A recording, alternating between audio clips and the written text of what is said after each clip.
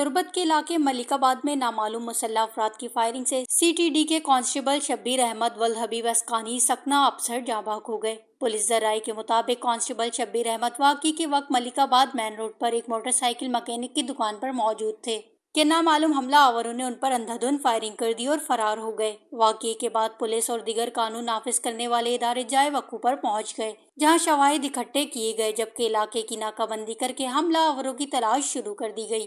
مقتول کی لاش ہسپتال منتقل کی گئی، جہاں SPKH کیپٹن زہیب محسن اور CTD حکام بھی پہنچ گئے۔ ضروری کارروائی کے بعد میت آبائی گھر روانہ کر دی گئی۔ بعد میں کانسٹیبل شبیر حبیب کی نماز جنازہ تربت کے علاقے آبسر میں ان کے آبائی محلے بنڈے کلات کے قبرستان میں ادا کر دی گئی۔ نماز جنازہ اور تدفین میں ضلع انتظامیہ، پولیس اور CTD کیچ کے افسران سمیت اہلکاروں کی بڑی تعداد نے شرکت کی، جبکہ پولیس کے چاقو چوبند دستے نے انہیں سلامی پیش کی۔ اس موقع پر deputy commissioner Kech Yasir Iqbal, SSP Kech captain Zohaib Mohsin, SSP Tump Muhammad Arif Baloch, DSP traffic Lal Jan, DSP city Mohsin Baloch, SHO city Abdul Ghaffar Dashti اور دیگر افسران بھی موجود تھے۔ Vash news catch.